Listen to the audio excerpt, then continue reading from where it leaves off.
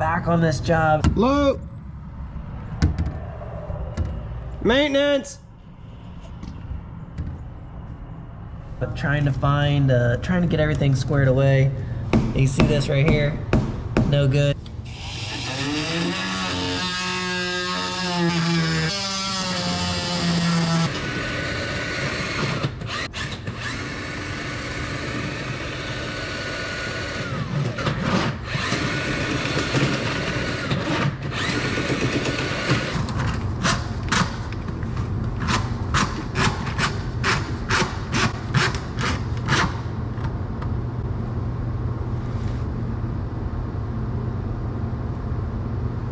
Check out that.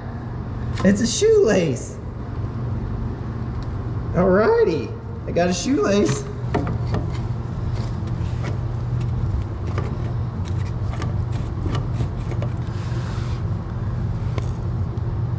Okay. It does look like the threads are still good there. I think that the seal here, that this part just needed Teflon taped and resealed in there. Alright, this is how I always wrap Teflon tape. So I have it in my left hand, the item, and then I always go the same way. So I do just like that, and then I wrap it around. About 3 times, maybe 4, just depending. And then I put Blue Monster pipe dope on top of my threads. I want it sealed. I don't want it leaking. I don't want any possibility for a leak. All right, just like that. Now I'm good threaded in. That's how I do every single joint. Do them all the same. I'd really like to clean those threads out a little bit more, but I really just don't have anything.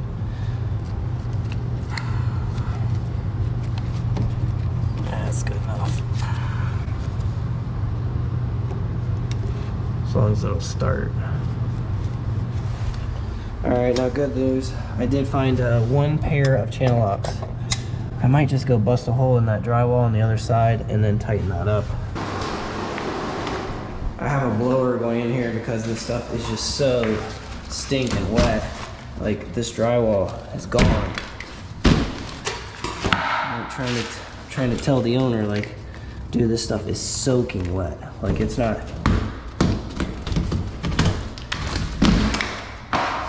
just like a little bit wet, like it's really, really wet.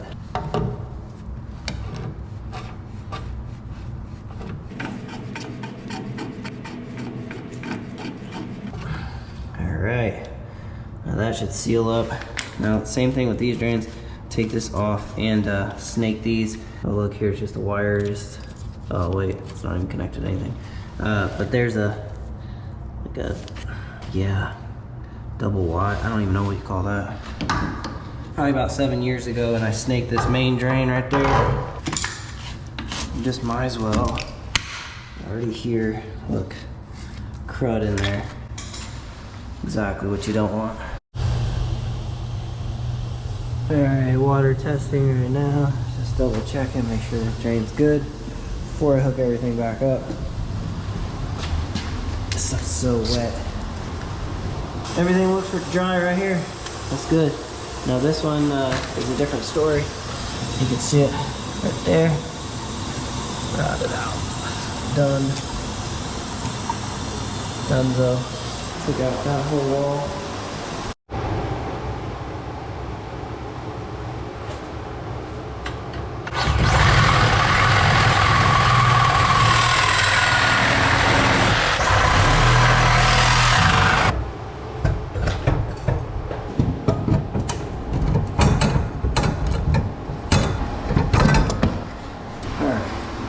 Got that out of there.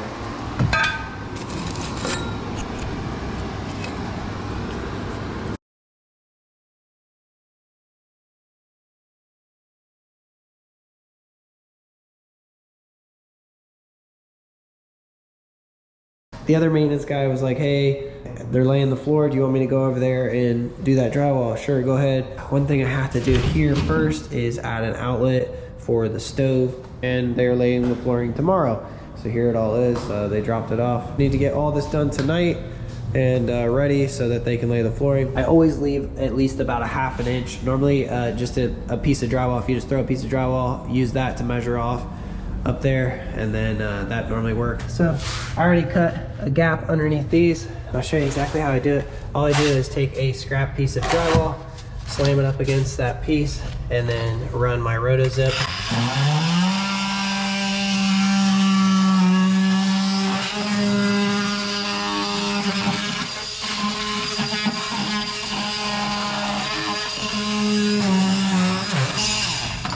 And then it gives you a little gap there. So that's what you want, just so if there is some water that gets on the floor, it doesn't get soaked up into the drywall. All right, I got the blowers on this area, drying it out. I did an initial coat before I'm gonna do the tape coat. I just wanted to fill the joints. Check this out. There's even roaches up in the attic. Wild. I mean, they're dead, but it's crazy. All right, so I just ran my wire on my outlet. Find SpongeBob, 2 SpongeBob pillows up here. Pretty funny. They're just laying there. Whenever I drill through, I always like to fill the area with foam. Prevent any air leaks, and I just cover it up. Check this out. Oh yeah. What is that? This is one way to add free insulation to your attic. You just vent the dryer directly up into the attic. And then also too, on those end vents, there's no screen preventing animals from coming in. So there's always more work to do. This entire panel, this piece of wood right here, was put covering this entire area because they cut out this much around the panel. It's covered that entire area. Look like garbage. I'm just like, what in the world is going on? And not to mention some other issues like, all right, I'm back at this place. I've been here a couple other times doing some other things, but they did lay the floors.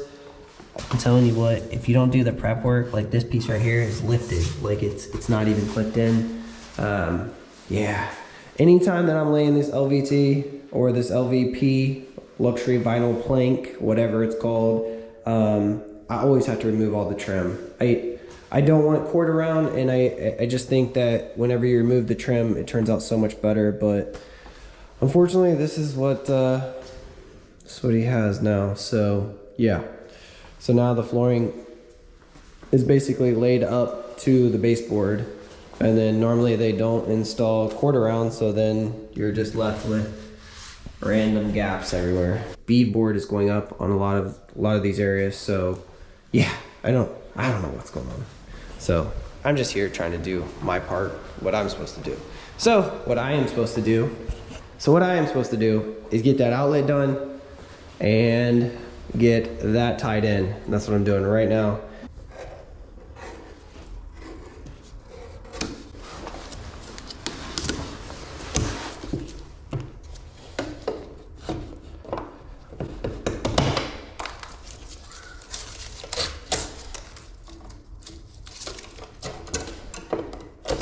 One of the better things I ever did was buy these Milwaukee bins. I think they discontinued them. These are not the pack out, but these Milwaukee bins are great. I try to keep a stock because I hate running to the store. I feel like I kill my entire day if I run to the store.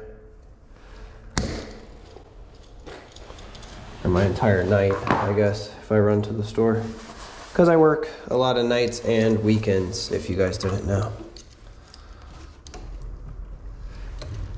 Alright, so let's get this bad boy put in. Alright.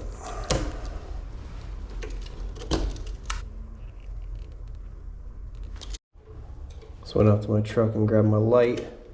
Alright, now anytime I have these extra screws that are not needed, I go ahead and tighten them up. Alright, make sure it's tight. Hook up the neutral.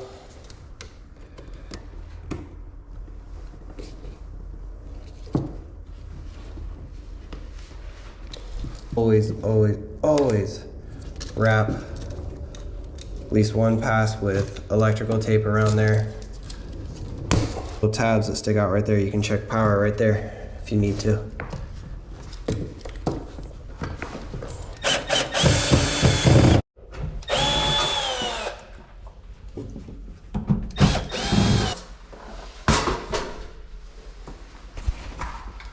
Alright, so what I'm gonna do for the time being is I'm just gonna kill power. So once you kill power to the main breaker, which this panel is not a sub panel, so this is the 100 amp main right here. So once you kill power to that, the only thing that is hot is these two wires coming in. Those two lugs right there are hot once you kill power to this.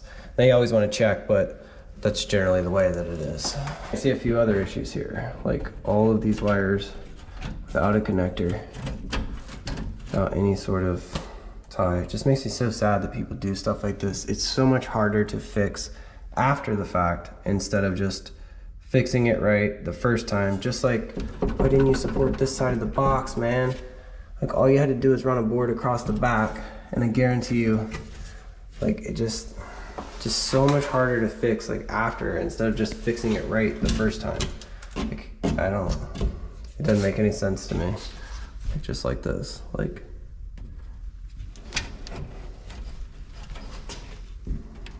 I don't get it.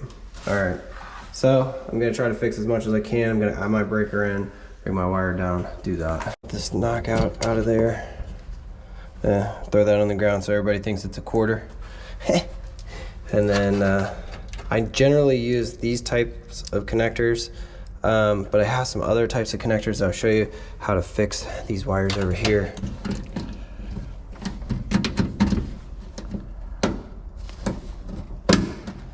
Go.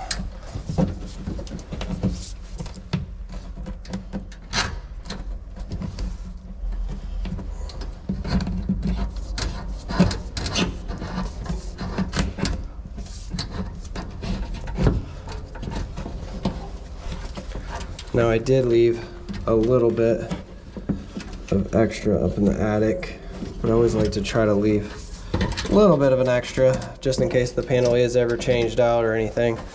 Then it doesn't make it extremely hard for the next guy. I do always try to think about the next guy. Some guys don't care, but I do try to think about the next guy.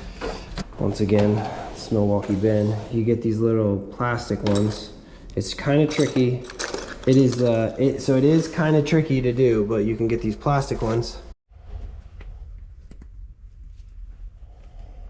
All right, that one I installed backwards. Generally they go from the outside in, but for some reason I forgot that there's an entire hole on this side. So just a heads up, I did install this one the correct way, going that way. But just heads up, if if they did have drywall right up to here and you need to add one of those connectors, you could also do it that way. So I don't know if that would be code, or I'm not sure how that would work, but yeah. So anyways, yeah, there's the other thing too is like a lot of times these properties, you'll get mice and things in them, and you don't want all these holes in the panel. Like you don't want mice being able to gain access to the panel and short out the whole thing. I don't know. So I just try to do what I'm supposed to do. Sometimes I drive myself crazy. Actually, all the time. But see, you get the idea. Once you stretch it out a little bit, then you can start to work it in there.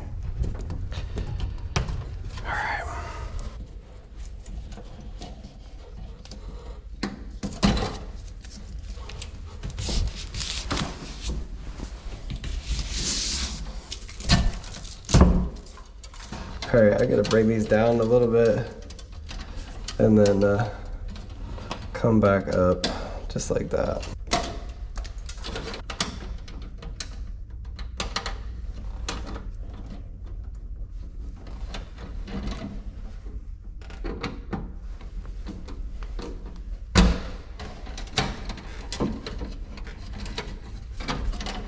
And then I'll put my 20 amp right about there.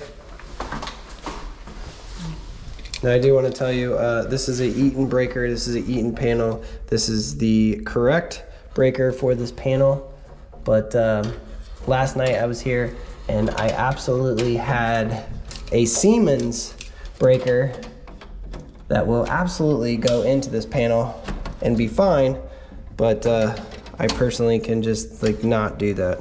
I have a problem with mix matching. It would probably be fine to have that breaker in there, but once again, I don't like doing stuff like that. So I would rather, if it was a temporary situation, then maybe, but this is not a temporary situation, and I will probably never be back to change it. So it would stay that way probably forever, and just doesn't look good, doesn't look right. Yeah. All right, snug up that wire. All right, shrink that panel down. Put the panel back on there.